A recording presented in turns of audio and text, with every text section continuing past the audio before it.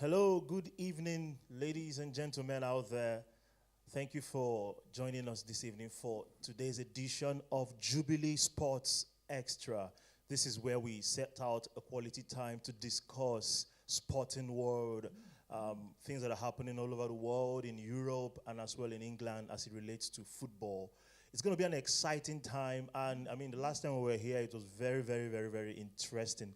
And today is not going to be anything different at all. With me here this evening, as a matter of fact, my name is Emeka. I'm going to be your host and the presenter for the show this evening. And with me here to my immediate left, I've got Sheun, the Chelsea man. Sheun, just say hi to the people, please. Hi, everyone. I still remain my humble self, the official Chelsea fan, Sheun by name. All right, that's good. And then to my extreme left, I've got Gozie. Gozie, say hi to the people.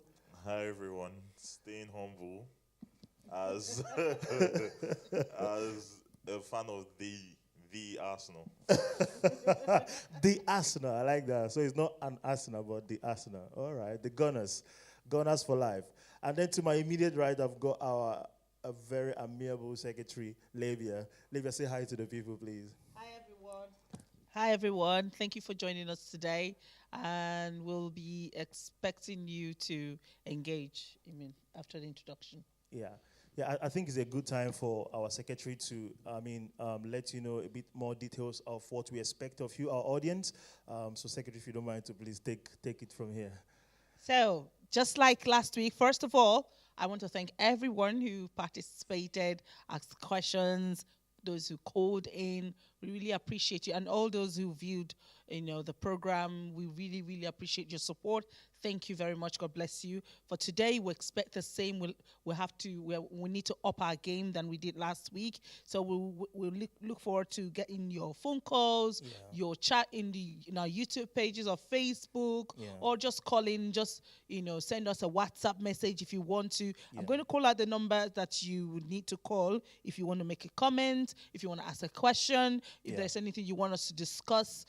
Focus on, just be part of us, just engage. So the number is 07417 428537. I'm going to repeat the number again. 07417 428537. So we look forward to your questions, your comments, and let's all do this together. Let's engage. Yeah, that's nice. Thank you very much.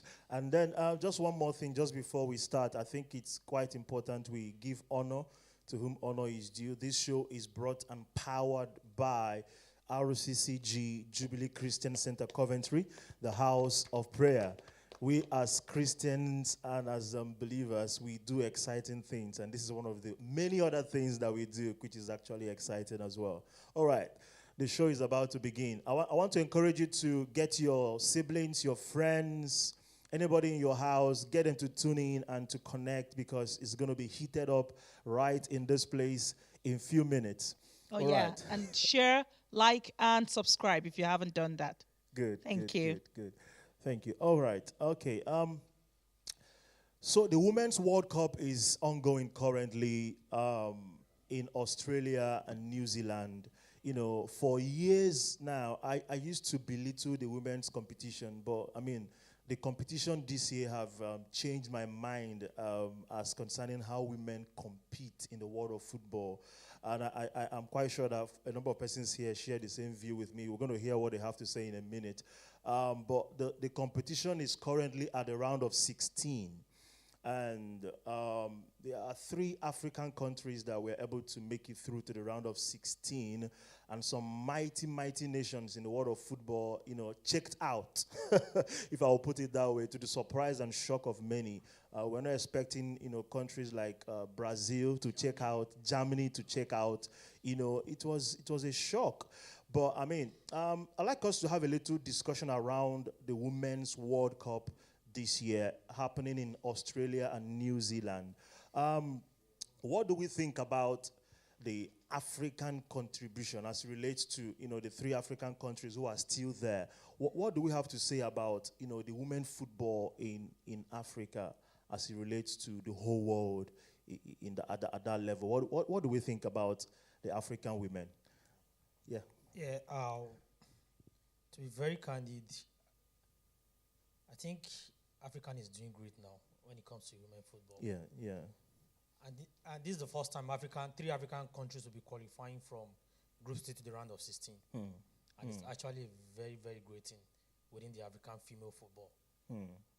If you look at the likes of Nigeria in their group, they came out second in the group, Yes. which was a very good result.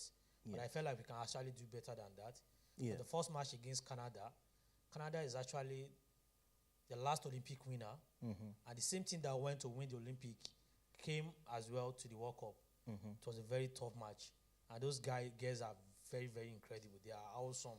Yes. They played well. I mean the Canadian team, I mean. Yeah, yeah. But it's very good for Nigeria for them to hold the team down and was able to secure a point from them. Then the second team game against Australia. The hosts. Man, it's incredible. To be very frank with it, it's incredible. Nobody expected Nigeria to come out like that. For a whole Australia, who happens to be the 16th top-ranking female team in the whole world, while Nigeria, the 43 top-ranking female team in the world, for you to come from number 43 and defeat not only the host nation, but number 16 world FIFA ranking, Yeah. you know, it's actually a very great team. And if you watch the match vividly, you can discover that the very first half of the match was Nigeria was trying to hold on to their possession. Yeah. Then in the second half, Nigeria tried as much as possible to attack the match, and it was a very good result. And the second match against Ireland, but I felt like the second match against Ireland, we can do better, Nigeria can do better, but I felt like they need to just secure the point and, you know, just qualify from the group. Yeah. Then if you watch South Africa as a team, South Africa has been an incredible match, incredible team rather. But the only thing is just that their very first match, they were unable to hold themselves. Because this is the second World Cup they'll be coming. Nigeria is, I think they've been the most consistent team in the World Cup, which is, I think they've been in the World Cup 9 times, if I will not be deceiving myself. Yeah. And I think South Africa, this is the second or the third time they'll be coming to the World Cup. Yeah. And most of the players, these are the first time they are coming to an, you know, international football like that. So Yes. it's a bit hard for them, but I like the fact that they came the second match, played very well. Second match, they were able to secure 6 points from their group. Yes. And as well, Morocco, man, I wasn't expecting those Morocco. ladies, with what those they ladies. did. Yeah. You know, the first match Morocco had was, man, it's actually, I felt like they were not so confident about themselves in the first match. But you know, the second match was very incredible. They were able to secure 3 points. Then the last match they had today against Colombia, Yeah. they were able to win 1-0 down. And the goal came in towards the end of second half. And for them to have owed Colombia for like over 45 minutes, it's an incredible match Result. for them. Yeah. And for Zambia, who actually left the competition, those guys are actually incredible as well. But the fact is, I felt like the group is just too tough for them. But they were able to secure 3 points at the end of the I think they're in tournament. the same group with Japan. And Yeah. And if you look at the likes of Japan, man, to be very serious, I think I'm picking them ahead of any other team in this competition. Japan has been like, they are very, very awesome. Like, they played more like a male football. Like, Yeah, they play like they are they've under been some attacking drugs from or their something. defense to the midfield to the attack. They are so. In fact, I was watching. I was listening to an analysis today from ITV Sports. Even the English team was scared of Japan for now because everybody knew that these girls are they are not here to joke.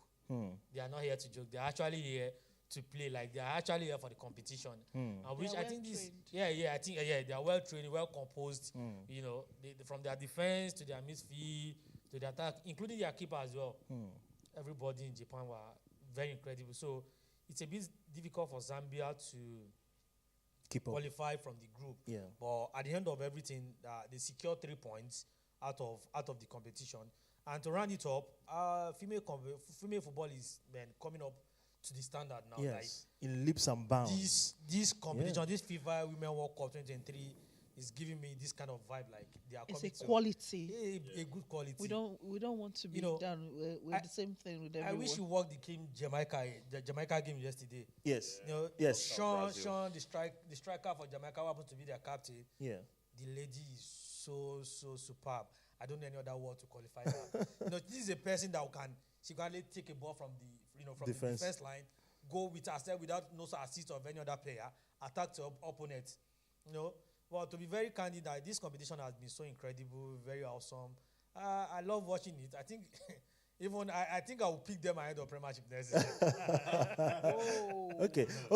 Let me ask Gozie a question on that. Still on the Women's World Cup. You know, Gozie, how far do you think the African teams can go in this competition?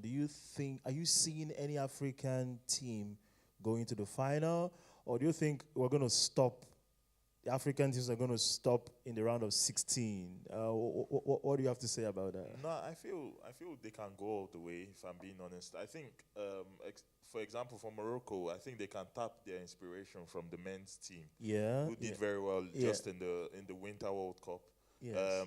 I think they got to, was it the quarterfinals or semifinals? Morocco, Morocco, semi-final, I think. Semi-final. Yeah, so the semifinals, that's basically just one game off to the final. So I feel the girls can tap the Moroccan girls can tap their inspiration from there. And I think for Nigeria, actually my first experience of women's football was from watching the Under-17s Women's World Cup, where I think Nigeria won it, or we got to the latter stages of the competition. So with the likes of Oshoala or Paranozie. So that was my first time experiencing them, and to see them in this current Women's World Cup as well is a really good thing to see that they didn't just stop, because usually at a young age sometimes some footballers fall off. Yes. But it's good to see that they've grown to the senior team and they're representing their country on the main stage. And in general for women's football, I would really say it's really growing. It's really growing. To see the kinds of goals that are being scored these days, I'm like, this is Premiership goal. quality of goal. Yeah. I'm like, wow, I'm actually need to watch more of these women's football, because I think I watched the Champions League semi-finals, or was it the quarterfinals? Arsenal versus Wolfsburg. So I'm seeing women's football, I'm taking real interest in it. And I feel it to keep on growing. It's only onwards and upwards from here. And to add to that, I think in Nigerian female football now, like what he said earlier, most of those ladies that played on the 17 World Cup and got to the later stage, most of them are now in the Falconets team, and they are doing so great. They are doing so great.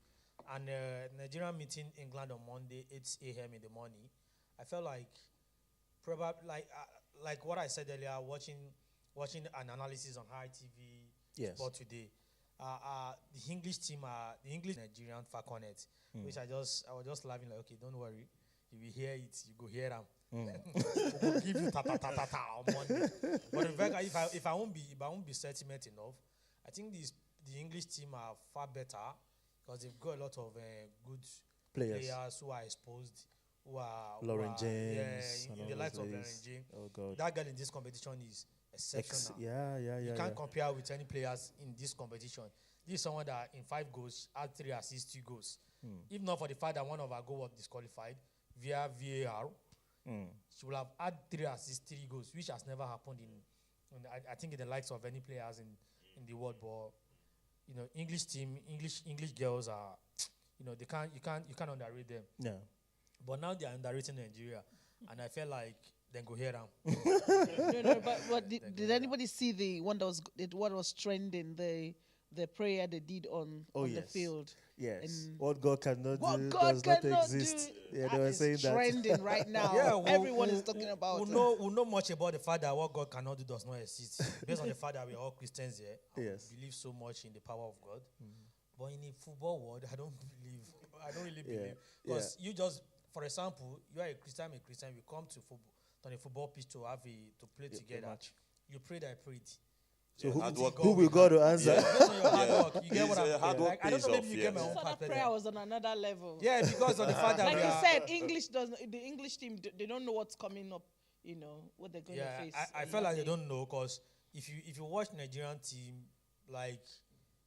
their defense is one of the most best defense in this competition.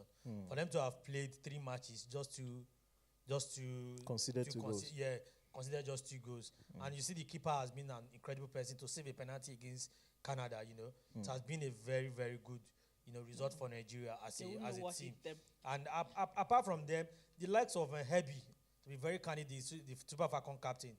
This lady has come to World Cup 6 times. That's 24 years. It's cannot be compared. She's the first and the only African player, both men and female, that has attended the 6 World Cup. Now that is a good and That's even more than Buffon. Yeah, even more than any players in the world. Yeah. Now I was listening to some analysis. They are now comparing the likes of Hebi with Mata, the great Mata of Brazil. Yeah. Who has also attended I think 5 or 6 World Cup competitions too. Yeah.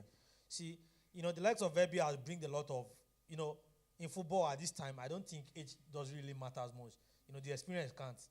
This lady has brought a lot of experiences in the female competition, in the Falconet. Because if you watch all the Nigerian matches, she has been coming in as a sub when we really need her. Probably when the other teams are attacking Nigeria. So we need to stabilize our defense. Whenever they bring her in, or whenever she came in, she will stabilize the defense. Yeah. Talk to the girls at the back, calm them down. She will not lose the ball. She will just calm the ball down and do a normal job. So that's where the experience comes. So this competition is very interesting. Okay, I think it's a good place to throw this question in, and I would like the audience, everybody, please feel free to, say something on this. I would like us to predict the result of the match between England and Nigeria.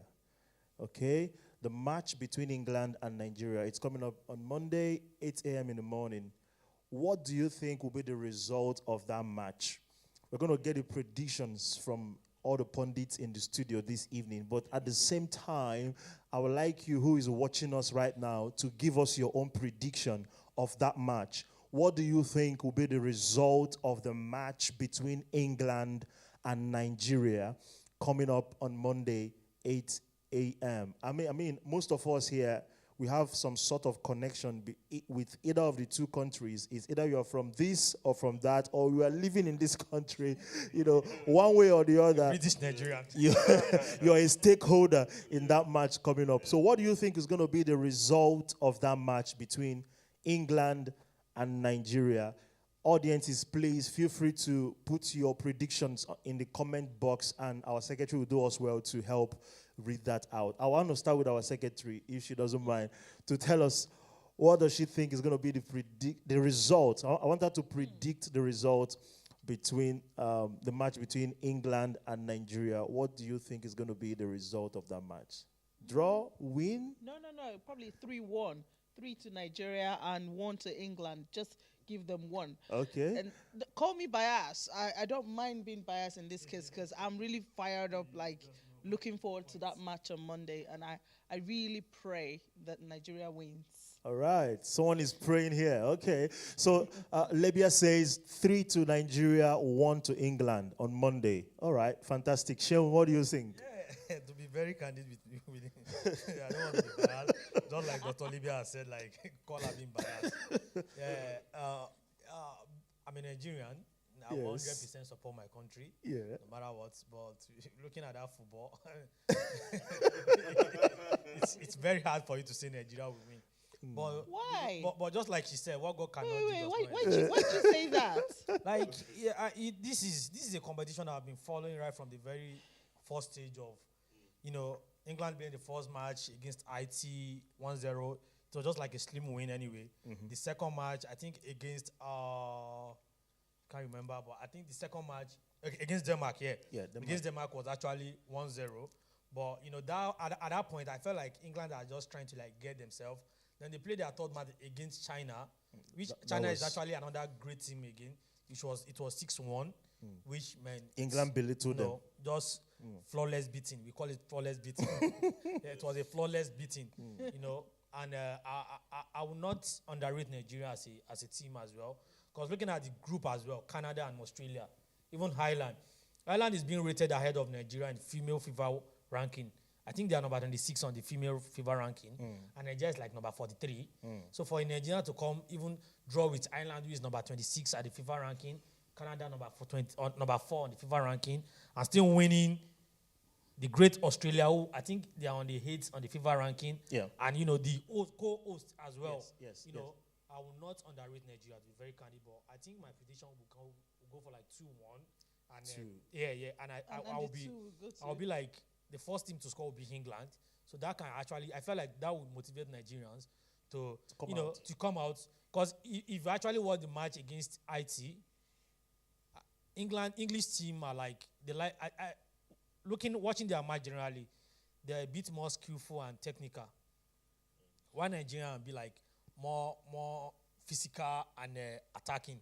So I felt like if Nigeria can come up with their physicality, that day we might. I think they're a bit scared of getting injured. So if we can just give them woto, attack them and use our strength, our full strength, I felt like the match could end in 2-1 in favor of Nigeria. Yeah, and I felt like the two goals might come from second half. Yeah. Okay. So Wow. are you saying you're predicting Nigeria to win? Yeah, 2-1? Nigerian 2-1 in favor of Nigeria. England 1, Nigerian 2. Okay. All right. Oh, okay. Yeah, for me, I'll say it'd be a 2-1 slim win, just like you said. But I'll say it will be a shock start from Nigeria. Yeah. Nigeria, I predict for Nigeria to score first.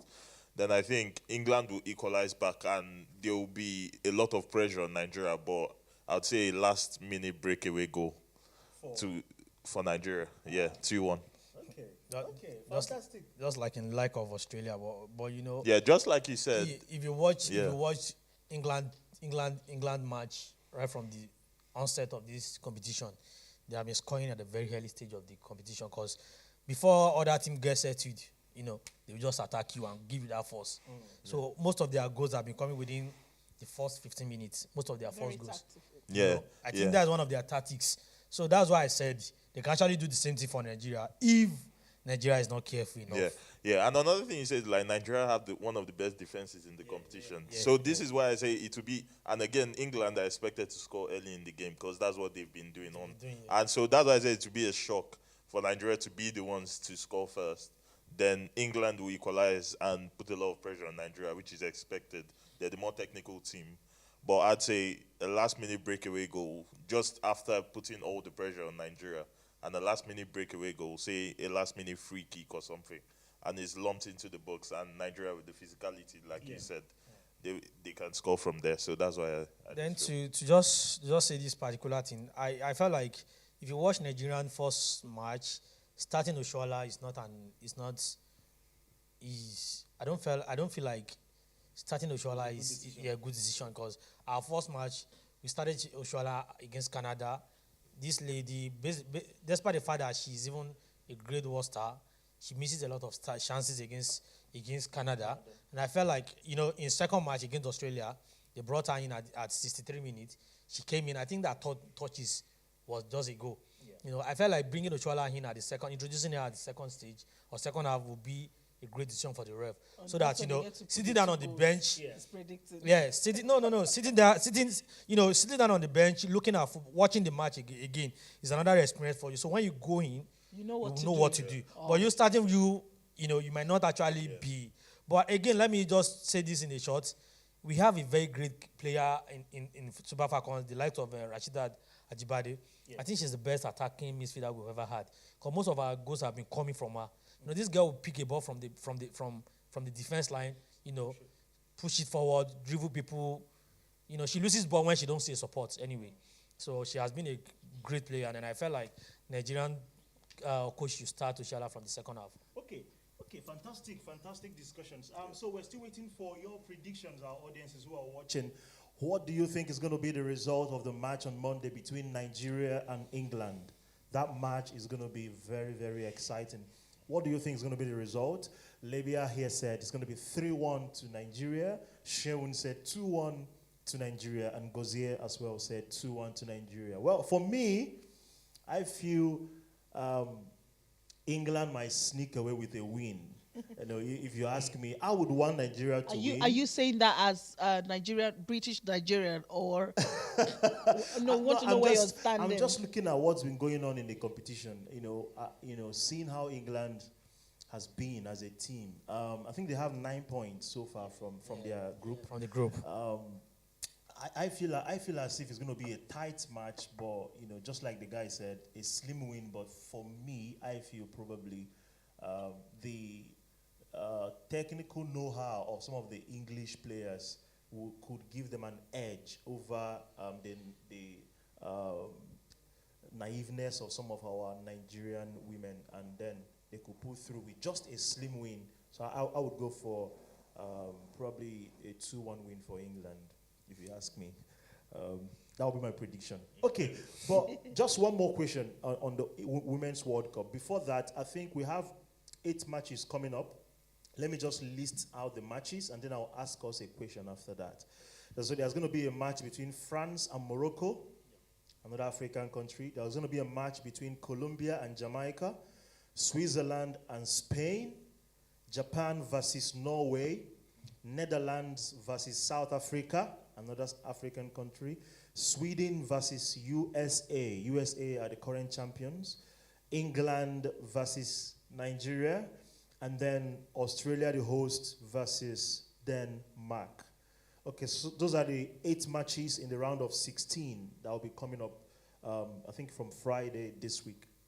The question I would like to ask now, I think when Seun was talking, he did mention something in that light. Who do we think out of these 16 teams that are left will win the competition? Who are you going for? So we have France, we have Morocco, we have Colombia, we have Jamaica, we have Switzerland, we have Spain, we have Japan, we have Norway, we have Netherlands, we have South Africa, we have Sweden, we have USA, we have England, we have Nigeria, we have Australia, the hosts, and then Denmark. Who do we think would win this competition, the Women's World Cup? Yeah. Anybody else? Yeah, watching the competition closely, it's very difficult for someone to predict who the winner might be, because nobody expects Brazil, Germany, Spain to be out of the competition at this very early stage. Yeah, you know, nobody was expecting South Africa to qualify from the group. Nobody was expecting the likes of Jamaica to qualify from the group where we have Germany. You get? So it's a bit difficult for you to just say, okay, this is who's going to win this competition. Because it's, you know, the strong teams, the strong major people of this competition are actually going out. But the likes of USA, we cannot put them back. But looking at them from the group, they actually struggle to qualify from the round of 16.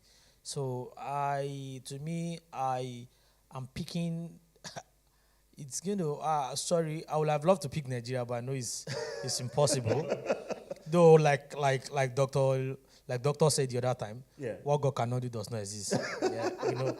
But in football world, a lot of things God will not do. Not that God cannot do it, but God will not do, because everybody has.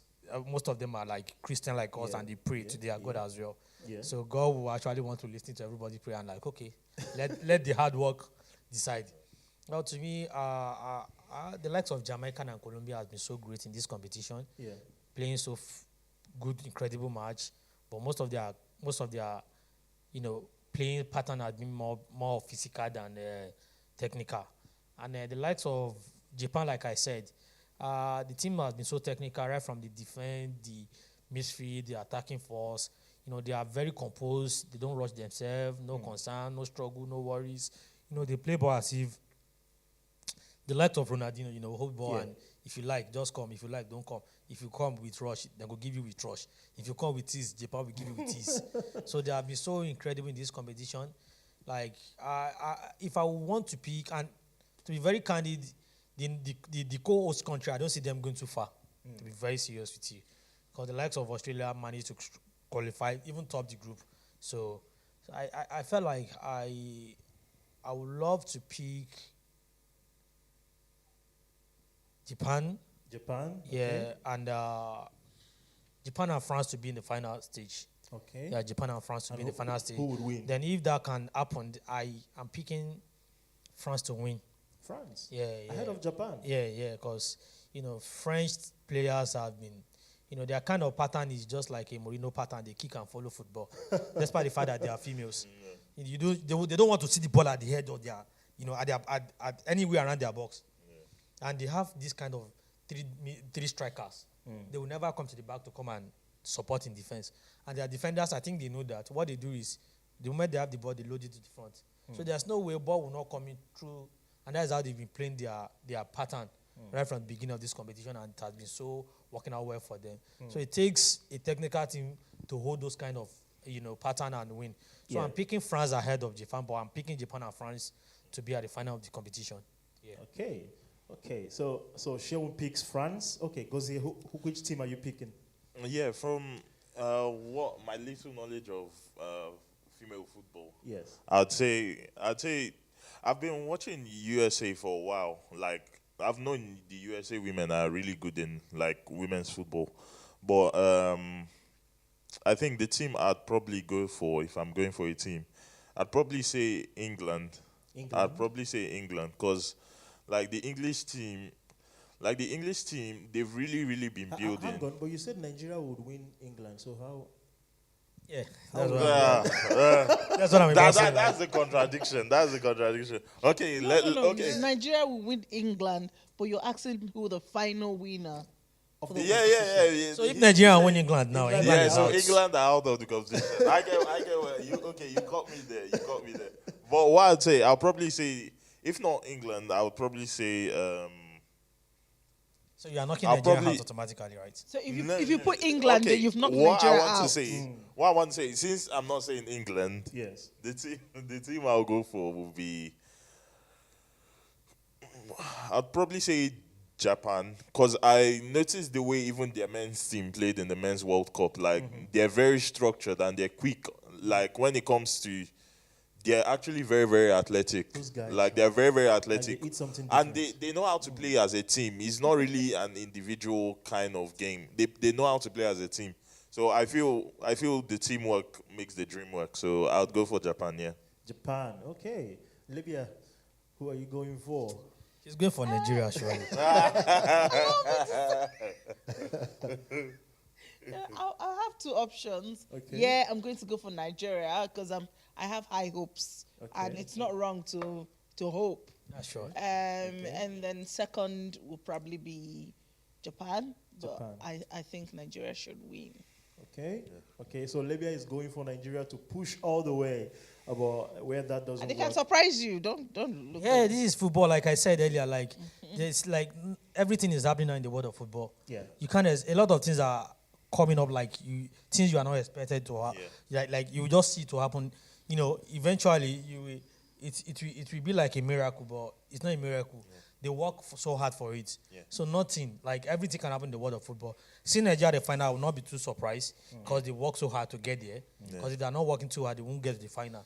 But it's not, it's a bit difficult for someone who watch ball a lot and can analyze ball a bit.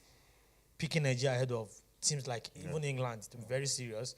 Japan, Denmark, even Denmark, Yeah, that's valid because before the 2018 World Cup, no one really saw Croatia ever get into a World even Cup Croatia, final. Yes. Or Imagine. not even say quarterfinal, final.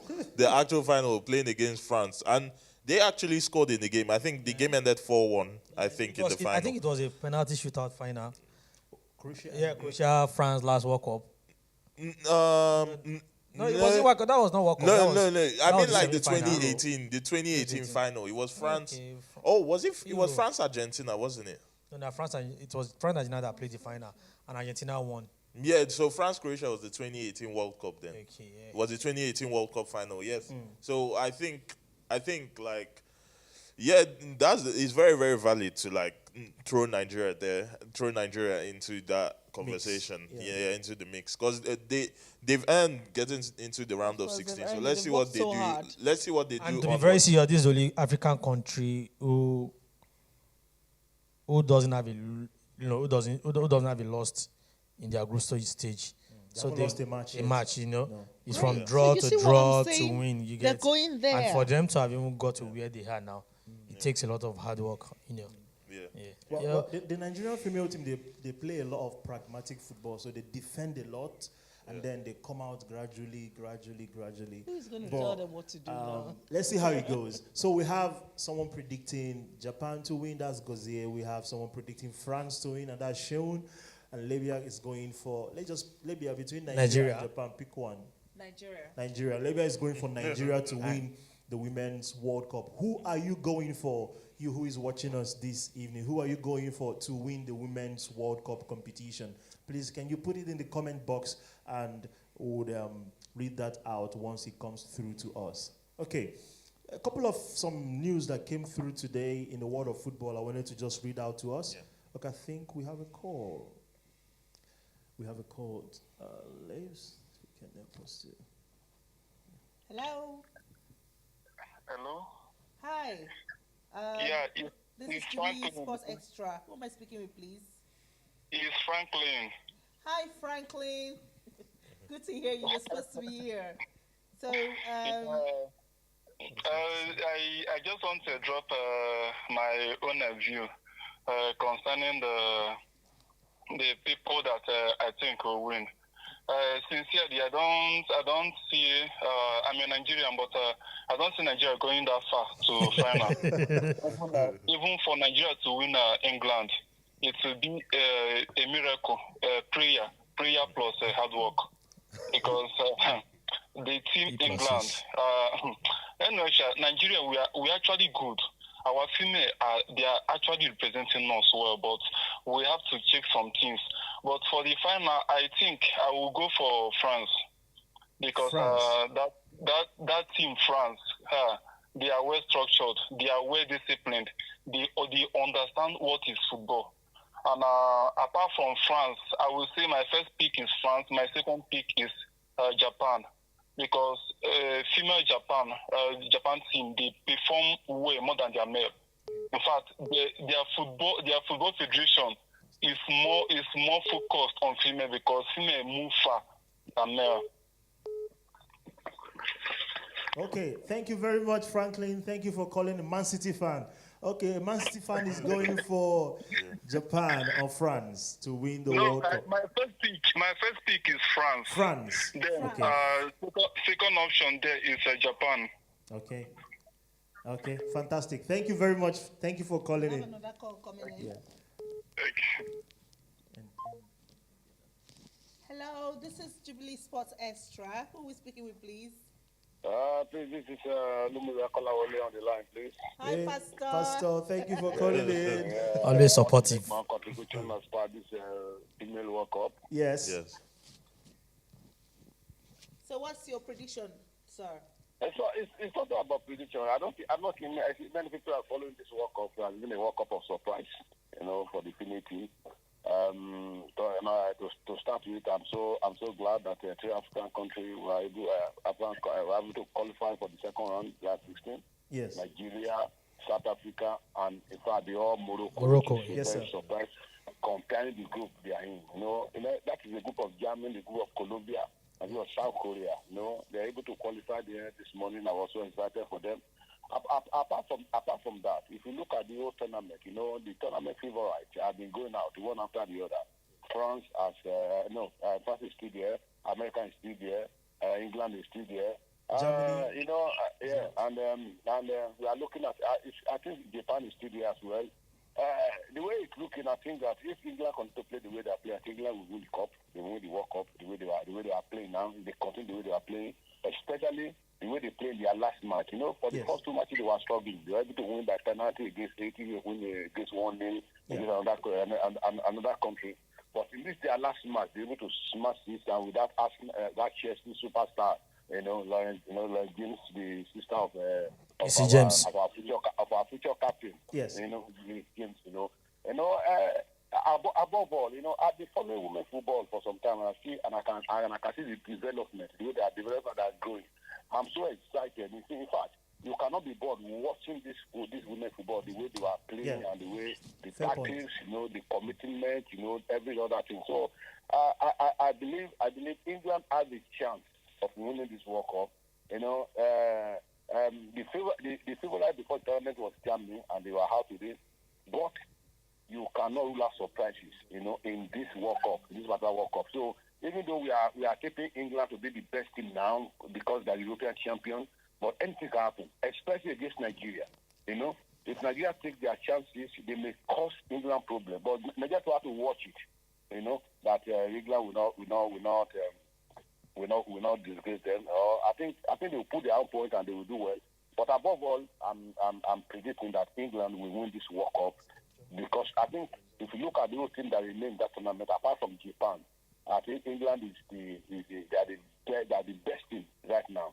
But this tournament, I've said earlier, it's not about the best team now, because nobody ever predicted Germany go out today. I was watching the match, South Korea, even Brazil. South Korea they have nothing to play for. Even they can't even qualify. But it just makes sure that they are going out, they have to take Germany along with them, so which is very fun. And that gives way for Morocco to qualify, and it was Morocco, they lost their first matches against Germany by 6-0. For them to come back and win their 2 matches and have 6 points and qualify, amazing. So this World Cup is Okay, at this point, can we just find out what's your prediction for the Monday match?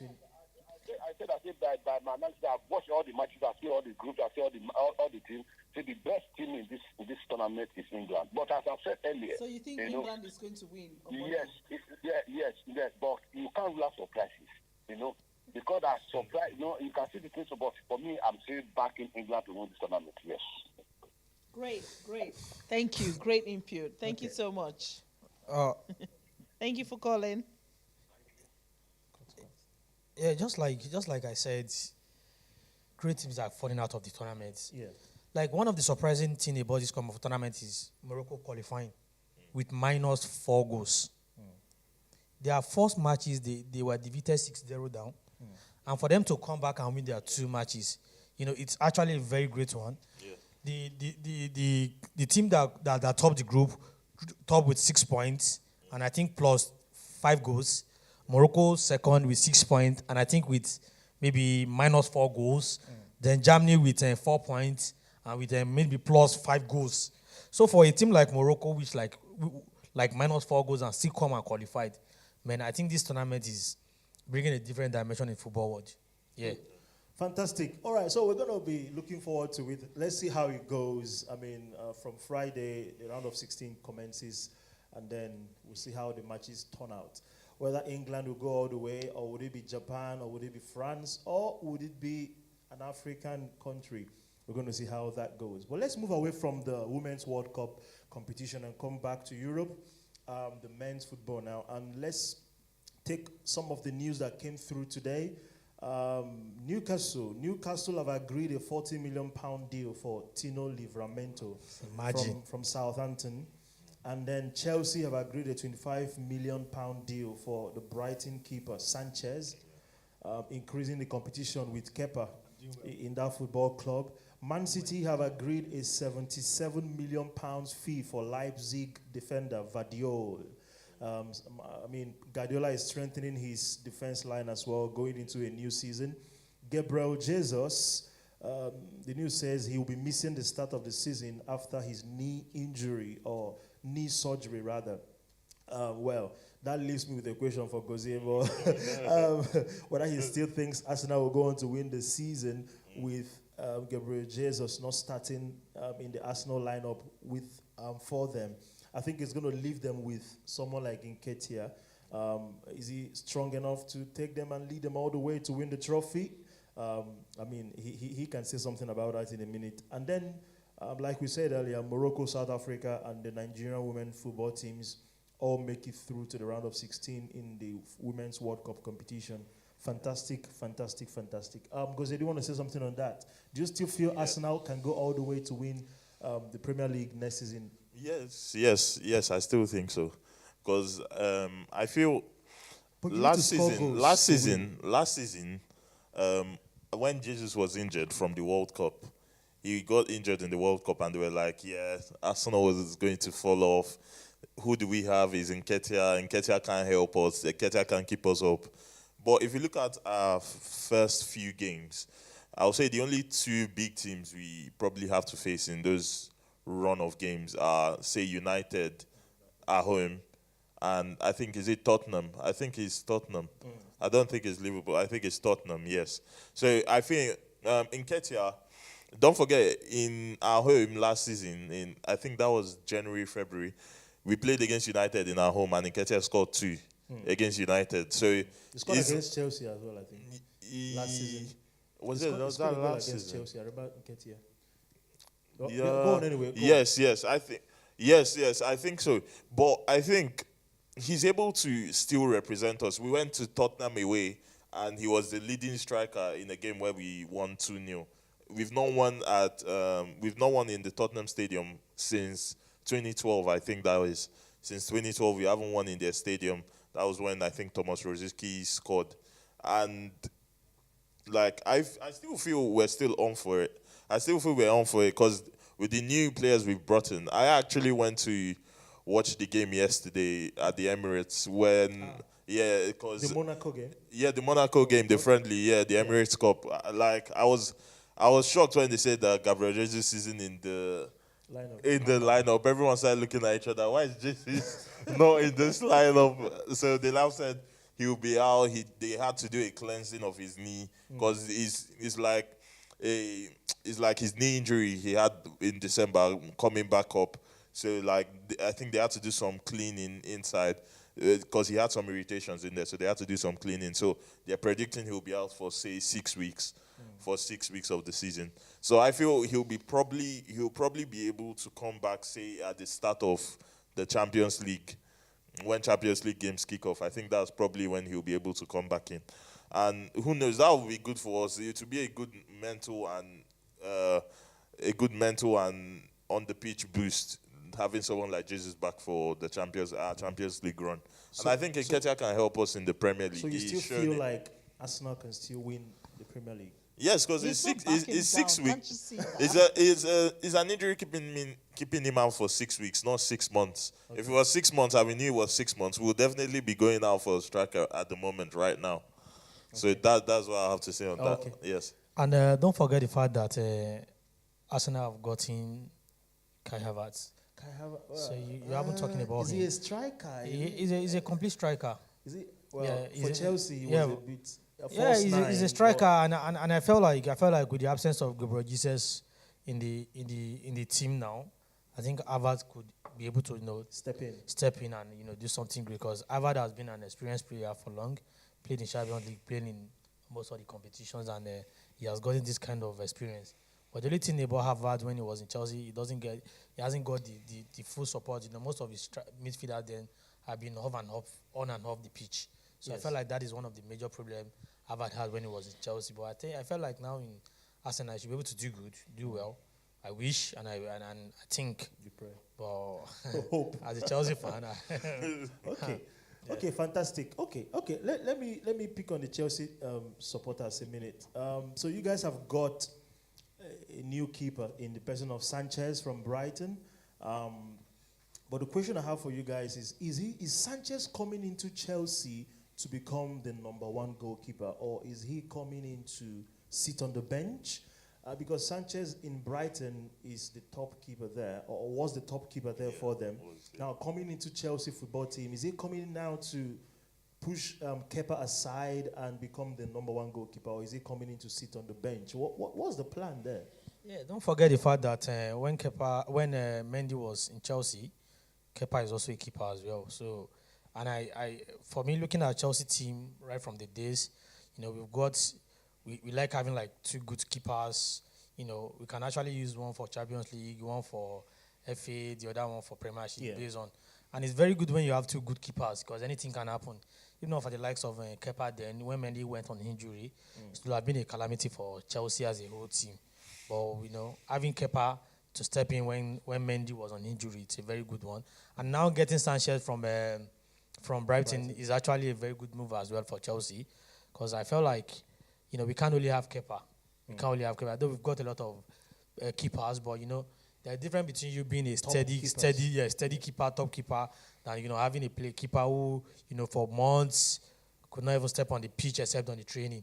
So it's better when we have the likes of Sanchez, and I felt like having Sanchez in the team is going to strengthen the team and make Kepa feel like, okay, you're not the only one here, so he could be able to do well. And I felt like Sanchez cannot come and be the first keeper for Chelsea. Though I'm not the coach, I'm not the manager, but I'm just feeling like Sanchez is just there to like boost the morale of Kepa for him to know that you are not the only one here.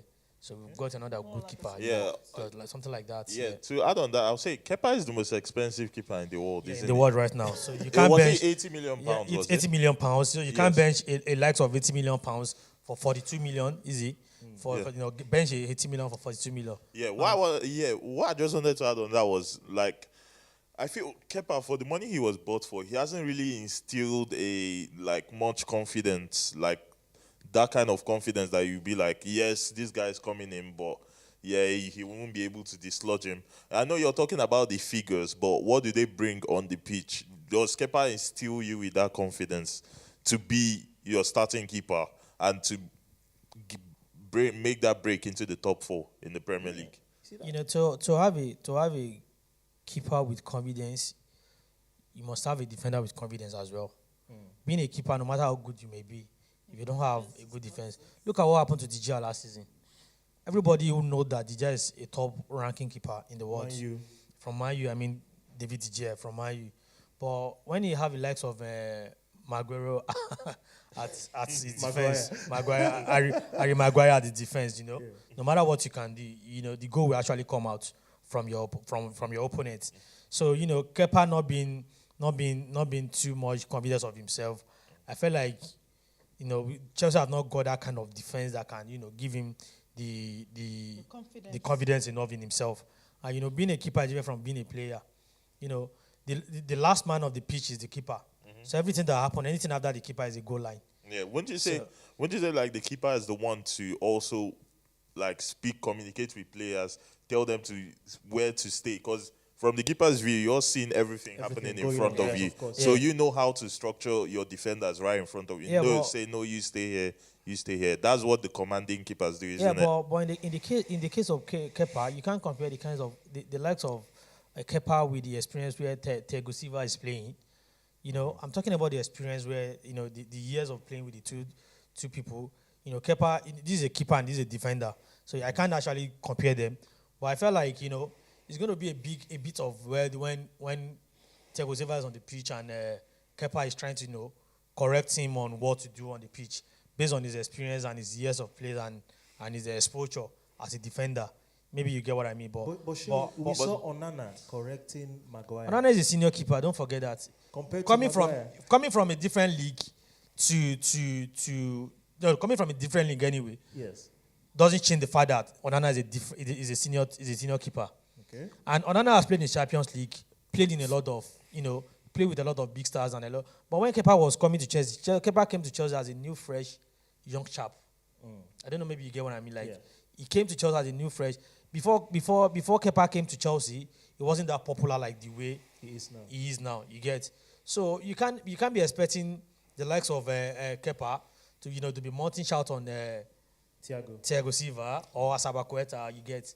But I feel that's a bit of a should I say is a weakness then, because you should get a keeper that is able to do his job, because that is one thing to shout on an experienced. Shouting on an experienced player, it doesn't mean anything, you know. It means a lot.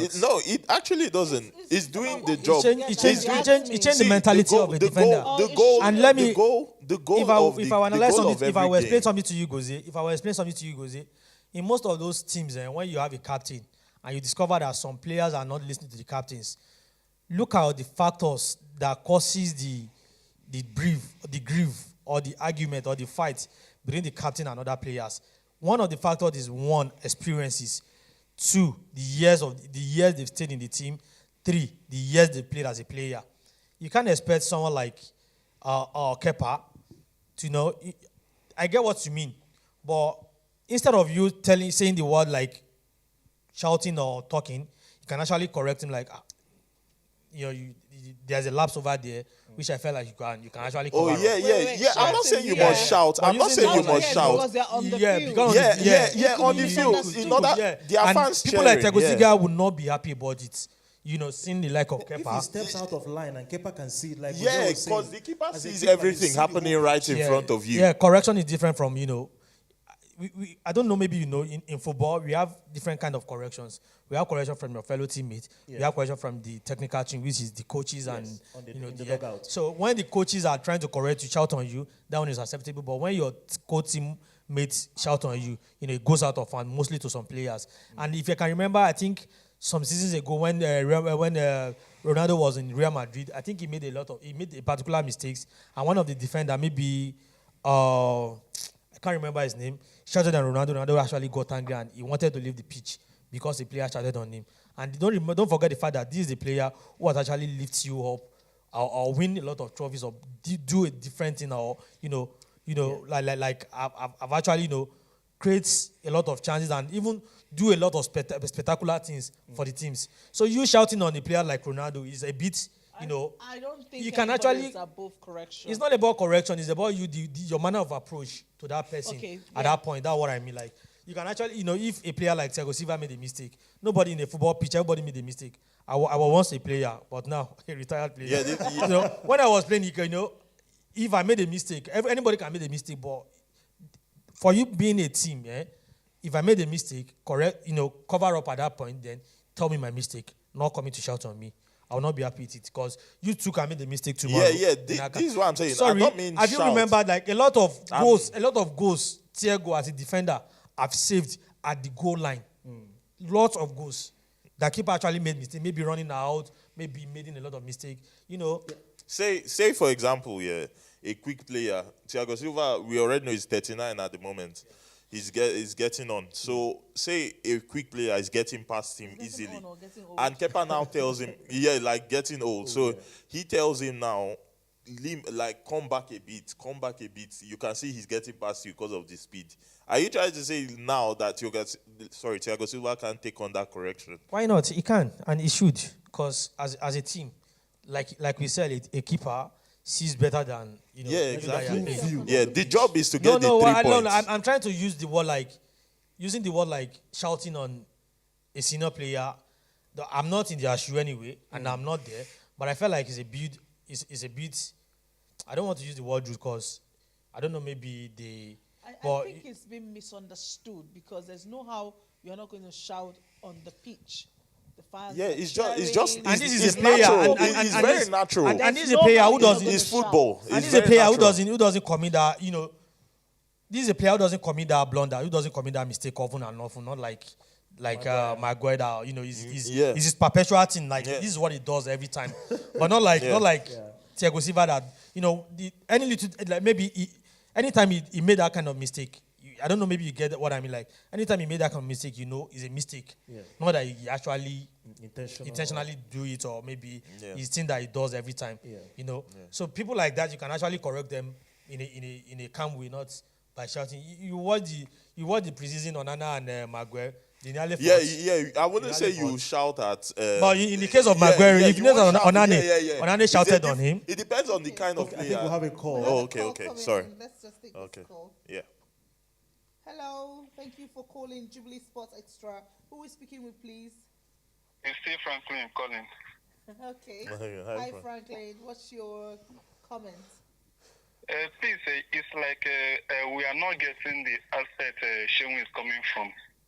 This matter of shouting, there's difference between shouting to a player, in form of correction, and shouting to tell a player what he will do. They are two different things. So if a player made a mistake in the pitch, it's not necessary for that player to be corrected there in that pitch. That's why after the first half in the dressing room, they can address whatever mistake they have done in the first half. After the whole match, they can address everything after the match has ended. But shouting on a player is not good, because there are some players that cannot take that. You cannot come to Messi and start shouting on Messi like a small boy or somebody just sign and come and start shouting on Messi like that. Messi can't take it. So correcting a player in the pitch is not good, because it can demoralize the player. Frankly, can I ask a question here? If you're saying let's wait till we get back to the dressing room before we can correct the player, what if he does it again and does another one? And you've considered 3 goals now. Considered 3 goals. And you will wait till the dressing room. Is that the best way to handle it? You do things. You can do field, but not with a shouting voice, not with an angry mood. if a player make a mistake, if a player made a mistake in the field, you can. This is no, don't do it like this again, or do it like this, but not in form of shouts. There is difference between correcting someone with a mild voice than shouting on a person with that expressing that anger in you that you want to correct that person. Okay. They are two different things. Okay, Franklin, I asked Seun this question. Let me ask you the same question again. You saw Onana shouting on Maguire. What's your take on that? Onana shouting on Maguire. We can say it depends on the mistake the man did, because if you look at the GSF at the time, he's even tired of shouting to Maguire.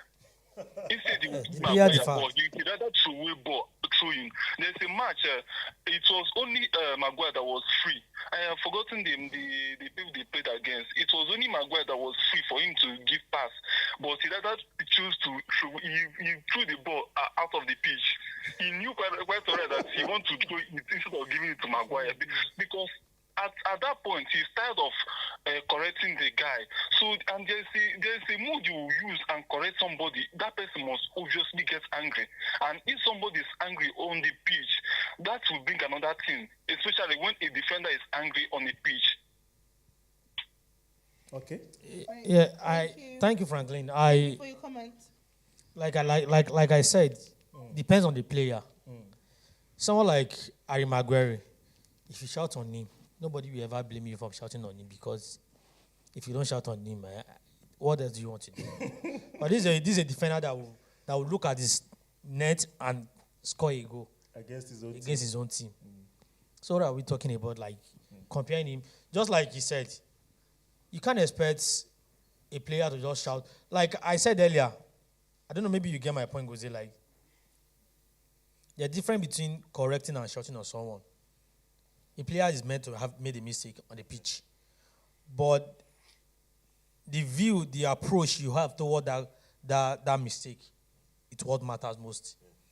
You can't shout on a player and you are expecting that player to still be calm on the pitch.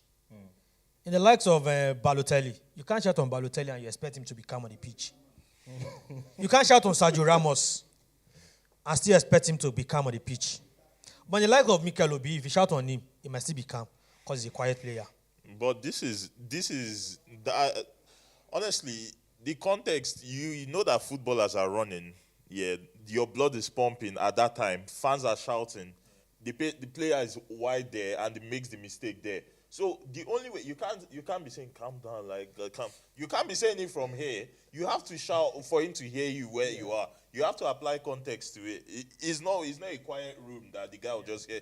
He's just standing next to you. Tell him. You have to tell him. And the thing is, the magnitude of that mistake is the last defender on the pitch. The magnitude of that mistake is you can concede the goal. So you have to pass that message on to him that, yo, wake up, wake up, wake up. That's what you're meant to pass on to him. It mustn't come in form of shouting, but in terms of context of, you have to apply the context of, we are in the pitch, fans are chanting. Noisy. Yeah, it's noisy. So how do you get your message across? You can't be whispering it across to him, a guy that's your right back. You have to shout it so that he can hear it. So you tell him to concentrate. Okay, Yeah. okay, fantastic. Before we proceed, whilst we were doing the prediction about who's going to win the World Cup, we had somebody send their own prediction. This is from Laide Adebiluyi. If I murdered your name, please forgive me. She said Nigeria. So she's actually predicting that Nigeria will win the female. Oh, fantastic. Thank you very much for Thank your you, comments. Laide. Thank you. Okay, let's take it a bit forward from here. I'd like us to discuss this question together. Who is going to win the next Ballon d'Or? And, to answer this question, I would like us to bring, some things into consideration. Number one is the fact that the two persons who have always been there for years now are out of the scene, if I will put it that way, in a way, to an extent. Ronaldo is now in Saudi Arabia.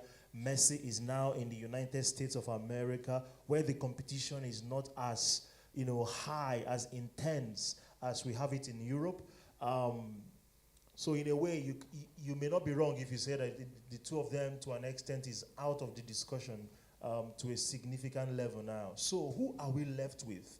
Somebody may want to say Mbappe, But I mean, Mbappe is also considering going to Saudi Arabia with the huge amount of money they've placed before him as well.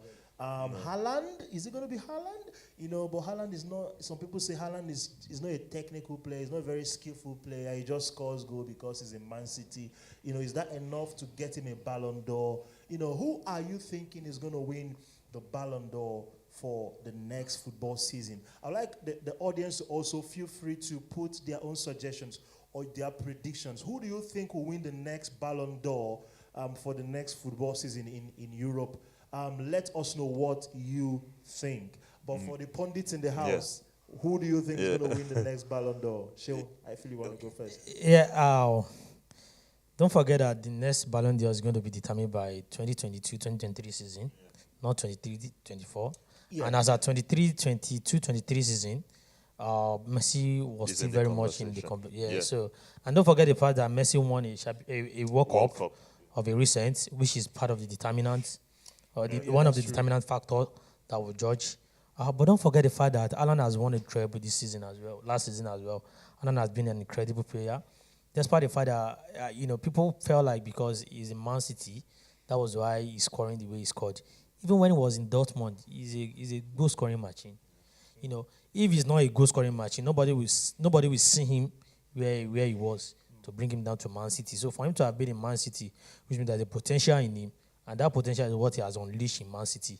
And Ronaldo, and one thing about Ballon d'Or, I don't know, people nowadays, or let me just say, we the football fan, we have generalized football to be basically on Europe alone. Ballon d'Or is not about Europe alone. This is football best footballer of the world, yeah. So you can come from any league, but the fact is just that European Football League happens to be the champion of every other leagues of every other continent. So that is why we are picking, or that's why we see players from European to be winning most of the Ballon d'Or. If not even most, generally they have been the major one that have been winning the Ballon d'Or. So now, to my own point of view, I felt like Messi is still in the league. He's still in the race because of the World Cup he won, and in PSG last season, he actually tried a lot. I don't want to look at it from this perspective that he has got his material at his disposal to win or to have played well in a PSG. In PSG, like he has got likes of Mbappe, likes of Neymar, like that to assist him. But like I said, I was watching a documentary some days ago, and I felt like that documentary, I felt a bit supportive of that documentary when that person said Messi is an overrated player. Sorry to every Messi fan. I'm not trying to be a bit judgmental, but I want to look at it from that person perspective, or from that person point of view. Yeah. He said looking at Messi his lifetime, like when he started football from Barca, where he has got the likes of Xavi, Iniesta, Ronaldinho, Deco, a lot of big players who have surrounded him to support him in his football career. Now comparing with the likes of Ronaldo, who have started his life in Sporting Lisbon and with no star, and from there come to Man U, win 3 seasons consecutively, trophies and even Champions League. That person was not like Ronaldo is far in any way better than Messi. I'm not judging, please, all the fans, but I'm looking at it based on the analysis I watched, perspective. Like that person now said, Messi is overrated because he started his career from the middle of the stars, and Ronaldo started his career where there's no star. So I want us to look at it from that way. But this time we are looking at who's going to win the Ballon d'Or for next season, for this year rather. Yeah. So to me, I think I will, to my own point of view, I felt like I would prefer to choose. I would prefer to choose Alan because of the records he break and the ones he sets. For him to have won a treble in a season, his 4th season in England, is a big achievement for him. And I felt like, to me, I don't want to be judgmental, but I have to be this time around. I think Messi and Ronaldo is enough for them. Let them go and sit down. They've dominated world football enough. Well, so let them go and sit down. That's your take, but I'm looking at the different predictions. Everybody's kind of swaying towards Messi. So I don't know how you're going to pull that off. And- a lot of people are predicting it's probably going to be him. And don't forget, Doctor, Ballon d'Or is not about our choice. It's not about what they win. It's by voting. Yeah. So, and those people that are voting are basically manager of a team, captain of teams, what's it called? I think board or director of maybe a nation or a club. Those are the people that have access to vote. People not like we. Ronaldo, Nazi. Yeah, like NFF chairman, Zero. like captain of Super Eagle. Those are the people that have the access to vote, not people like us. Ronaldo Because already people like actually us have access to predicted. vote. I would never in my life vote either for Messi or Ronaldo.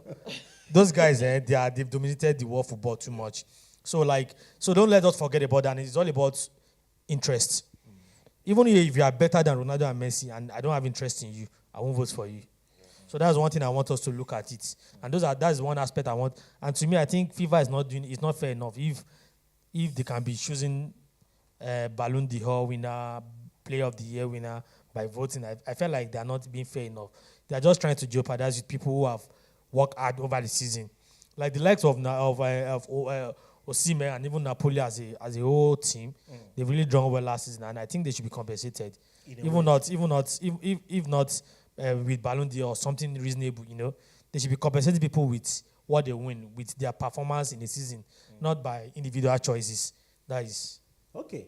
So who do you go for finally? Me, I'm going for Haaland. I've said it earlier that I prefer Haaland. Okay, Haaland. So Shoni is going for Haaland to win the Ballon d'Or. Gozie, who are you going for? Yeah, I'll say the achievement Haaland had, I'll say is a more strenuous achievement, like to get yes, winning the Premier League. Yes, City win it every season. You can say that, but for the fact that he broke the goal scoring record in the Premier League, he broke the goal scoring record, and for the fact that he won the FA Cup, won the Champions League as well. I think that a treble really surpasses a lot of other achievements in football, especially club football.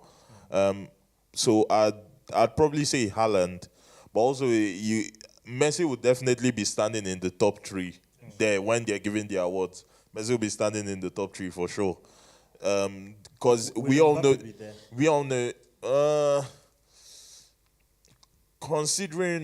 considering what Mbappe did in the World Cup final, the hat trick in the World Cup final, is also rare to see. So you might as well, you can throw him in, but you have to also look at what did he do in his club football, like what was the achievement there. Not really anything to write home about in that respect, but I'll say it will be Haaland that will win it. Messi, we all know that Messi, one of the things everyone was waiting for Messi to get was the World Cup, because he had won the Copa America, he had won the Champions League, obviously League, he's won that, Cups, he's won that. So all that was left was the World Cup. So it's like, if people who are voting are less emotional about it, like, obviously it's the perfect ending to a Messi story. So if they are less emotional about it and more logical, they can see that is Haaland really that has won that. Because you can say the World Cup is like, obviously it's hard to win the World Cup, definitely, but is a longer journey to win a treble. It's a way longer journey to win a treble, and to come back the highest goal scorer, like breaking records in your first season, not just in a club, but in a different country as well. And some would say the hardest league football in the world. So yes, I will definitely give it to Haaland. Yeah. Haaland. Yeah, and to buttress your points, I felt like you made mention of Mbappe, and I felt like Mbappe has individually done well last season, but based on achievements, it's nothing to write home about, like you said. And if that should be the case, if not for the fact that Messi won the World Cup, I really don't see much about him last season. Like, nothing spectacular about him last season. Sorry, I don't want to be offensive to all the Messi fans out there, but to me, if I were meant to look at it vividly, I don't really see something so special in the club side, I mean. Yes. But in the World Cup, I know he actually tried. He put everything out there. He put all his energy, his strength, and he actually. I think that's the only thing left for him to win, and he actually did it, and so that makes him one of the greatest players ever. Ever. That is, The GOAT. people call him GOAT. And that is the only thing I can actually rate him ahead of Ronaldo. I'm not actually a Ronaldo fan either. Neither a Messi fan, because none of them are from my team. Yes. And none of them have ever played in my team. So I will never be their fan. Yeah. Rather, I would prefer to be a Mikel Obi fan. And also, to add to that I conversation. think we have a call. Oh, okay. Yeah, secretary, please. All right. Hello, thank you for calling Jubilee Sport Extra. It's still Franklin. Hello, Franklin. Franklin. Please, is Sean listening to me? Yeah, I'm listening to you, Franklin. Very well. Okay, I really want to commend your truthfulness today. Just because of today, yeah? Because of Allah. Franklin. I'm actually busy, but I really want to commend you because you see, concerning the winner of the Ballon d'Or, if they dash it to Messi, I will not be surprised because it's not. Yes, it's actually dash. It's not the first time. I'm not trying to go against the judges of the previous ones, but there are some factors you will check before giving it to people. It's not only individual, and it's not from your individual record and as a team. Checking as a World Cup winner, let's not forget Alvarez. So Alvarez in Man City. Yeah. On his debut in World Cup, he won a World Cup. On his debut in Premier League, he won the Premier League. On his debut in FA Cup, he won the FA Cup. On his debut to Champions League, he won it. On his debut to every league, he has been winning it. That is a record for him. And as a team, he is the only man that can come, no matter the minutes they bring him in the match, he will make a difference. He always score goal, even when they bring him at the injury time. Is that not more like what happened with Jorginho the other time? Yeah, you're right. Yeah, because I mean, Jorginho won a couple of things, but he didn't win the Ballon d'Or at the end of the day because maybe we don't see him as a very spectacular footballer. Yes. The only thing is, according to what Sean said, the judges is, if, for example, I'm one of the judges, I can decide to judge sentimentally. I can decide to, okay, Messi is my guy. Let me give it to him. It's not actually, because for me, Haaland is the rightful person that is that Ballon d'Or, because he broke a lot of record in Man City. He broke, in fact, I didn't know whether he broke the hat-trick record per season, but he was the only one that came and he scored the highest goal scorer on his debut. He's the only man that scored in his debut in Premier League and in Champions League. He won the top scorer in Premier League on his first Premier League season. He still won the top scorer in Champions League. He contributed a lot in Man City winning the treble.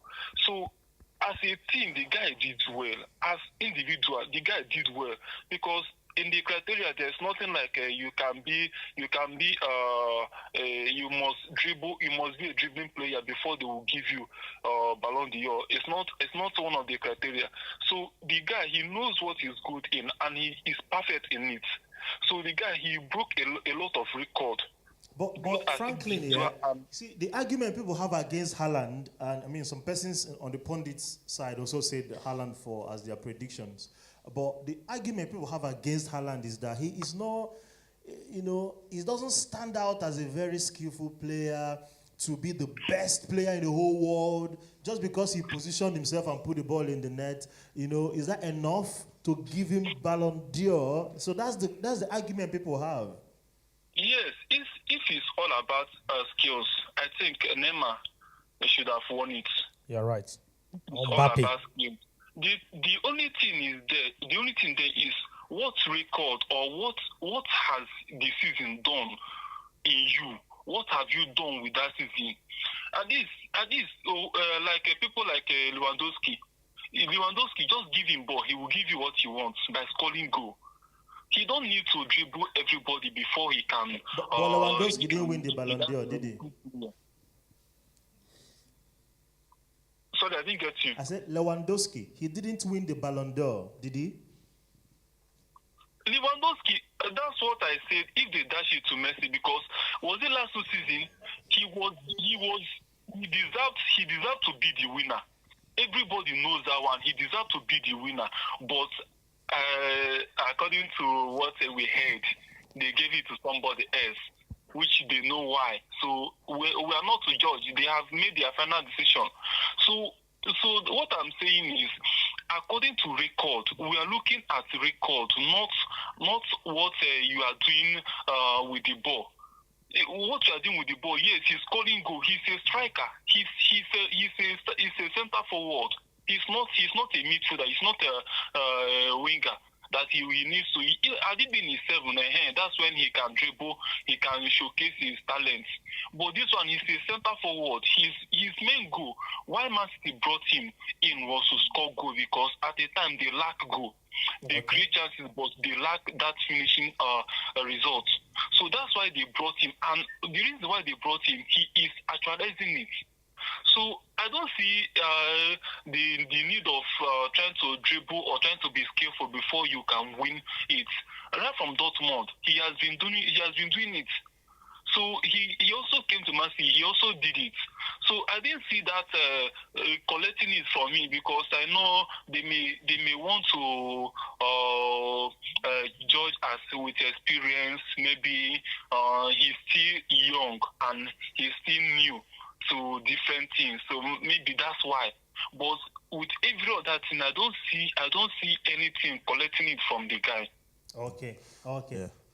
Yeah, this is why I feel. Thank you very much for calling in, Franklin. Sorry, like I said, if Ballon d'Or is being awarded based on achievements, I don't think Messi is closer to any of those cities like Alvarez. Alvarez has won the World Cup from Argentina, and he also won treble for Man City as well. So if it's based on their achievements, Messi is nowhere closer to any of those guys. Yeah, but last season. Sorry, last season. But when it comes to individual football, it's very difficult for you to compare Messi with all those guys. Yeah, I think the thing is in terms of achievement, this Ballon d'Or is also how pivotal were you to your team doing that. Alvarez wasn't so pivotal in them. It's not consistent in the match. Yeah, he wasn't so pivotal in it. So that's why Messi will outrank him in that sense. In terms of that's why I said that. What about Haaland? Yeah, that's what I'm predicting. Pivotal, Haaland was definitely pivotal. That's why I said Haaland is the person that will probably get it. Then Messi second. Then a shout out to someone like Alvarez, who led the line for Argentina in the World Cup. And so that was him being pivotal. He led the line. So that's him being pivotal, and he scored some very important goals. And also, like, contributing for Man City winning the treble. So I feel that's a shout out to him. But I feel this debate will continue for the next 10 years in terms of, okay, not 10, let me say 5 to 7 years. In terms of Mbappe and Haaland, who deserves the Ballon d'Or, who is the more complete football player. You can say Mbappe is the more complete football player, but in terms of, like, I'm doing my job. Like, that's Haaland. He does. I'm doing my job. Although you find some strikers, say like Thierry Henry, he was someone that could do everything. He wasn't just a give me to me, let me tap it in, or he's someone that can pick up the ball, dribble two players and place it in the far corner. Can play free kick. Yeah. You don't see Haaland going to take free kicks. No. You don't just see that. He hasn't got that. Yeah, you don't just see that. So in terms of being a complete player, I can say Mbappe is ahead in that sense. But in terms of Ballon d'Or is about achievements. Yeah. What have you done in this? What have you done for me lately? That's what football is. What have you done for me in this past season? Haaland has definitely done that for this past season. So Okay, Levia, let's pick your prediction on who's going to win the Ballon d'Or. Who are you saying? Are you going? I already said. Who did you I say? mean, I'm going with the majority. Yes, there's the contention between Messi and Haaland. But I'm thinking, like you said, the judges will probably just sway towards Messi. Okay. So 2 Haalands, 1 Messi. And Franklin as well is going for Haaland. No, Franklin. Judgment is a bit. It's a bit. It's He bad. said It's because bad. dash. City He fan. used the word dash. Keeps using the Yeah. word. Like he used the word Yeah. dash, and using the word dash is, for someone who has not even done anything. Who does not merit You it. get who does not merit it. To be very serious, Messi actually did well last season Yeah. in the countryside Yeah. to have won a World Cup and has done tremendously well in his team. So I think Messi is another. the golden So boy. giving him or winning the Ballon d'Or is not like a Ballon dash d'Or. to Yeah. him. Yeah. So I think it's a bit, light. To Being make harsh, that- Franklin, Yeah, a bit harsh. yeah, to say that definitely. as regards Bias, Messi. Okay. bias. Okay, the last question I'd like us to look into. Can we do that today? Okay. Are we still going to do that today? The last question. Yeah. So the last one we want to look at before we tie it up this evening is the transfer market. I want to answer the question: which team has done Are the you sure best we can answer that business before we leave? in the That's all right. transfer market for this season that will soon be commencing this month? Which team in Europe has done the best business in the transfer market for this season that will be starting in few weeks' time? Our audience, feel free to put your comments in the comment box and let us know what you think. Which team in Europe has done the best business in the transfer market for this season that will soon be starting? I watched a preseason match early this morning, and I saw what some guys were doing. I don't want to call the name of the clubs. Quite impressive. And again, I look at Arsenal, I look at Man City, I look at Chelsea. I look at PSG, I look at Napoli, I look at AC Milan. So many Chelsea players in AC Milan now. We Loftus-Cheek, Pulisic, Fikayo Tomori. Some teams have done some good business, but which one would you go for to be the team that have done the best of the businesses in this transfer market of this season that will soon be starting? Who are you going for, Sean? Yeah, talking about business is all about buying and selling. And some business are not profitable. Some business are profitable. But talking about the profitable business in transfer market this season, I think I will go with Chelsea. The reason why I said I will go with Chelsea is Chelsea has made a lot of money, mostly for the likes of Kante. Going to Saudi Arabia is a huge money for Chelsea. Yeah. The likes of what's it called? I think Chelsea has even sold a lot of players this season. Yes. Okay, Kovacic, Kayava's going to Mendy, Mason Mount. Arsenal, Messi Mount, Koulibaly, Mendy. You get like Pulisic, Pulisic. Loftus-Cheek. We've sold a lot of players and we've made a lot of money and we've bought a lot of players as well. Even both from the players that we know that went on loan and they came back to Chelsea, and those were we actually bought with with our bunga money. Chelsea is a rich team. Yeah. So I think this season Chelsea has done. We are talking about business this time around. So I think Chelsea has done a good business this season, like selling lots of players who they think might actually affect the team next season, and they've bought a lot of players who they think will add a lot of advantage to the team next season. So for me, I think Chelsea. Then don't forget about the fact that in the case of Arsenal only I haven't has Arsenal sold any of their players this season or not sure. Xhaka. Oh, yeah.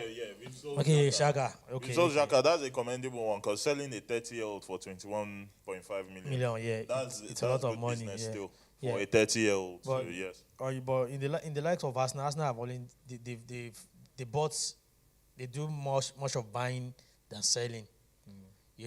I don't know, maybe you get what I'm like. Yeah. They do much of buying than selling, and the likes of Man City as well has done a lot of good business as well, selling the likes of Godogan. It's actually a good Mahrez. business. Mahrez, to even Saudi Arabia. Any team that sold any player to Saudi Arabia this season, they are cashing out. Cashed Big- out. It's a big cash out for them. So selling players to Saudi Arabia this season is a big cash out. And that's why I give the shout out to Chelsea management to have sell the likes of Mendy, Koulibaly to Saudi Arabia, Kante, the three of their good players to Saudi Arabia. Chelsea has cashed out a lot. And I'm 100% sure that the money they sold those players, they've made more profits than. I'm talking about this season, not. I don't want to join with the summer, because when I'm talking about the summer, I think Chelsea, the summer is a bad market for them because we bought a lot of players who have not done anything spectacular in the team when they came. But when they're talking about this, this transfer, this period after the season, transfer business, Chelsea has done tremendously well, by selling and buying a lot of players. Okay. So I go with Chelsea. Sheldon is going with Chelsea as the team in Europe that have done the best business in the transfer market for this new season that is about to start. Gozie, who are you going for? Which football team has done the best business? Just as Sheon said, football is about buying and selling. Now, in terms of Chelsea, I'll say the selling part of it has been very commendable. In terms of the buying part of it, well, we still reserve comments on that. Because the only way, let's be honest, the only way you know that those players will help elevate you have to, these players you've gotten have to elevate you now from where you are to where you want to be. And fair point. And for the fact that you spent all this money, now if I am to ask Sheon what your front three is, you won't really know that they've spent money. Let's be honest. Okay, Sheon, what is your front three? Yeah. For now, with the preseason Chelsea have played, throughout the preseason Chelsea have not lost any preseason match so far. And the front three of Chelsea has actually not been consistent because most of the preseason team, it has been changed from one player. So for now, we can't actually say these are front three. Like these are the front guys. These are the guys that are playing the front team. So I can't for now actually say until the season starts. Has been quite constant in front. Yes. So if you're starting your first game of the season, your first game of the season is not even your first game like of the season. Nkunku has been more consistent than Your first game of the season is Liverpool, right? Yes. What front line are you starting against Liverpool? I'm not the That's manager, my question. so for now I don't know. No. As a fan, what front line would you want your team? Yeah, I would like to start if looking Chelsea, at your preseason. Yeah, if Chelsea looking at the preseason, if Chelsea is going to play like the like of 4-3-3 formation, in my front line I would like to have the likes of maybe Nkunku from the right, then Jackson from the major front line, then probably the likes of maybe Modric from But in our preseason, it has been like from changing from one player to another, Like someone said, I just want to make crack of myself anyway as a Chelsea fan. That person said Chelsea is now preparing for another African Nations Cup. Yeah, because most of the players are actually African players. Like most of the players Chelsea are getting about. It's not about where you come from anyway. It's not about your nation. It's not about who you are. It's all about the results you are bringing to the team. It's all about your contribution to the what team. are you bringing to the So I think now this season, the guys we've gotten, I think to this in the preseason, I'm talking based on the preseason, they've done so well and they are doing so well. Yeah. So I felt like you're still here to mention the last player in the front three. Yeah, I said Modric. Oh, is it Modric? Yeah. Oh, okay. So looking at that front three now, would you say that front three will take you into the top four? Yeah, you can just like I said, you can't actually predict what will happen in the next season, just like what we cannot predict the Arsenal will get to where they were last season. To be very candid, even within myself and you, we both know that where Arsenal was last season, it was like, I can't even call it, what is more than miracle? It was more than a miracle for Arsenal to have gotten to for them to have gotten to where they got to last season. It was structure. No, but my brother, this is not structure. It's all about anyway. It's all about your hard working. Anyway, you really work hard to get to where you're. So now you can't actually say Chelsea is not going to give us a good result or deliver for us next season based on the fact that we, for now, don't know what the front three or the team is going to be like. Just like I said, if you look at Arsenal upper last preseason, they did well in their preseason, and the mentality for the preseason was what they brought to the last season, and they actually did so well in last season. So Chelsea is doing well now in our preseason. I believe we can do well in the league. Yeah, and the thing with Arsenal is that a lot of these players have stayed together over time, so they know each other. Now with Chelsea, they're mixing and matching a lot of people from different places. Like Colwill, when it was in Brighton, he's probably going to be one of your starters in the centre back. No, I'm just saying in terms of longevity now, like in terms of the longevity of players in your team, you don't have players that have been consistent, and you're also bringing players that don't know much about the Premier League. Yeah, I get. Nkunku is coming from Germany. In Germany, they play with a lot of high line. You won't see that much high line in the Premier League to run in behind, to make easy runs in behind. Modric can attest to that. Modric is quick. He's quick, but to find that gap in behind to run into, your pace is practically useless if a team is sitting deep against you. Why are you going to use your pace to do at that point? And also, Jackson is his first season. Let's see how he does as well in it. So, in terms of spending, I'm not yet. I reserve. That's why I said I reserve comments in it, because I don't see how they adapt to Premier League football. In Mudryk, obviously, we don't really have to talk about how he did in the second half of the season, because we all know he didn't really do well. But let's see what Chelsea this as a season. team Yeah, didn't do well. yeah. Let's really see what this season brings. Maybe starting all together as a team. Maybe preseason has helped give them a little bit of confidence, enter the season well. But in terms of business, there are a few teams I would like to shout out to. In terms of the buying part, a lot of teams have bought well. Like Man U getting Onana. Yeah, That it's a Onana, good a ball, business. finally, Man U have a ball-playing keeper. A keeper that can play With the the ball ball. with his feet. But don't forget Don't that with that, the fact that he played ball himself, he actually made a lot of blunders in the Italian league last season, like holding the ball without knowing the defender is at the back, and just that player just come over and Put the ball in the put the net. ball in the net. Yeah. It's part of the job description now to an extent. You have to be comfortable with the ball to feet. Obviously, you have to be smart with it. But you've also seen Ederson make mistakes holding ball to feet. You've seen Alisson make mistakes holding ball to feet. So it comes with the territory. But I'll say, in terms of just to cut it short, I think a team I'll give that has done the best business in terms of buying, I think for selling, definitely, is Chelsea. And I think that also comes with a bit of context as well, because a lot of players they've let go of are players they are pretty much tired of. If I'm being honest, it's not players that, okay, they've grown and now they feel they can sell them for profit. They had a bunch of players that they were tired of, and they were just looking Waiting for how for to get rid opportunity. of them. So what a lot of journalists have said, what Todd Bowley did before this summer was he went to Saudi Arabia, he's always looking for loopholes in the transfer market to try and capitalize on it and make money out of it or sell. So what he went was to Saudi Arabian teams. They're willing to spend money, get high profile players.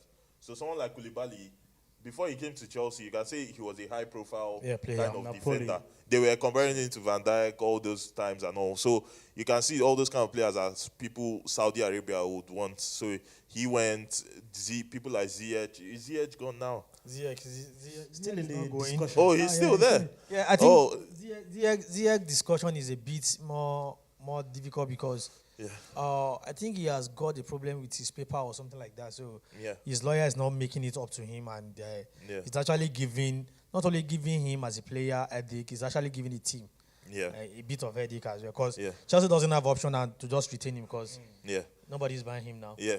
Not to be biased, but I feel my answer will be Arsenal, if I'm being honest. Because in Not the to be last biased. show, there's something we spoke about was quality in depth. Didn't let us the quality that we had in depth, like because of the injury to Saliba. Yeah. Now we brought in someone like Jurgen Timber. I went yesterday, I watched him, I was like, I couldn't stop smiling.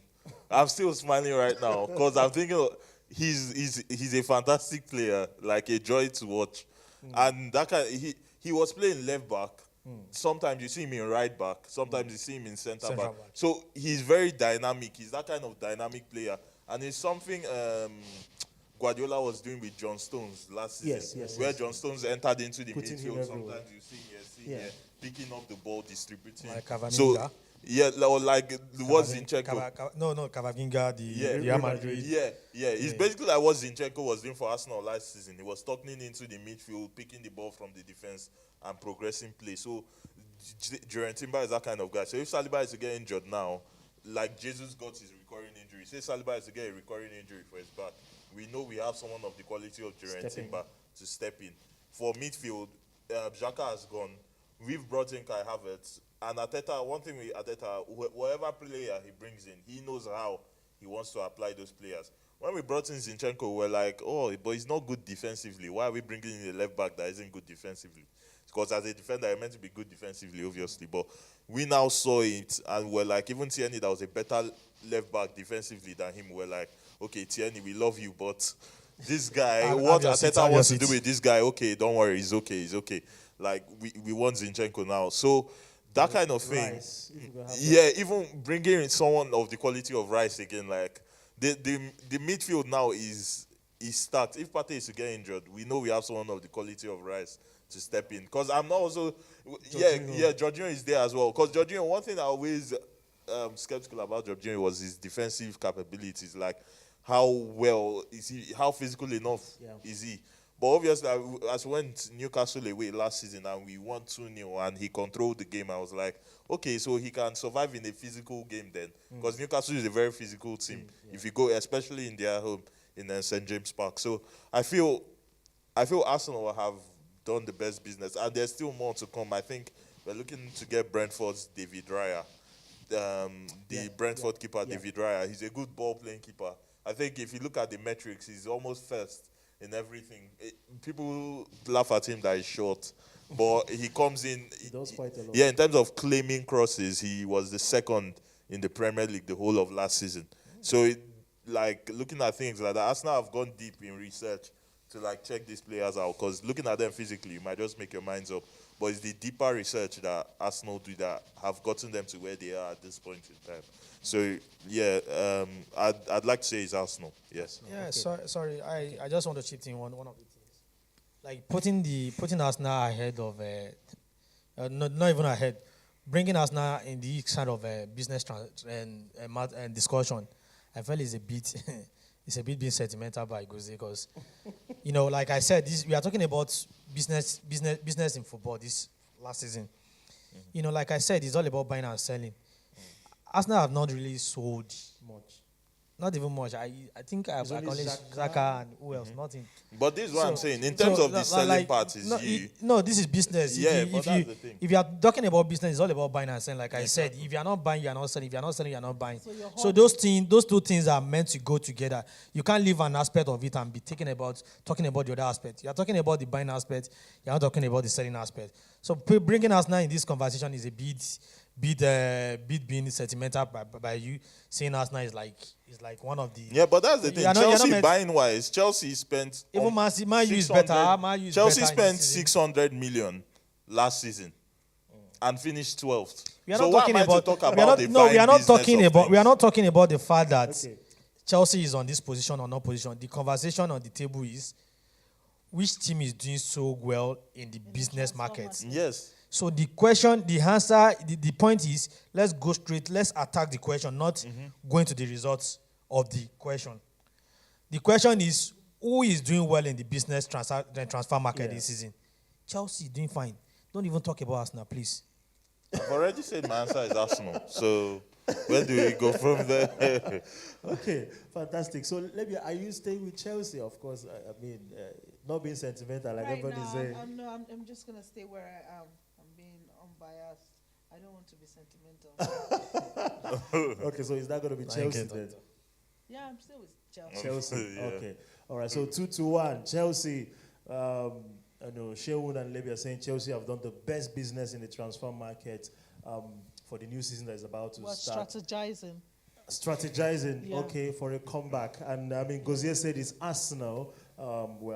We're going to see what it looks like when the season begins. Man City is still there, but I don't know. They haven't done so much. But maybe do they need to? But well, they've signed Vadio anyway from Leipzig. But let's see how it goes when the season begins. All right, so this is where we want to draw the curtains this evening on the show, Jubilee Sports Extra. Thank you, everyone who have joined in this evening, those who called in on the show, and those who put their comments in through, and those who are just watching very quietly and observing what's going on.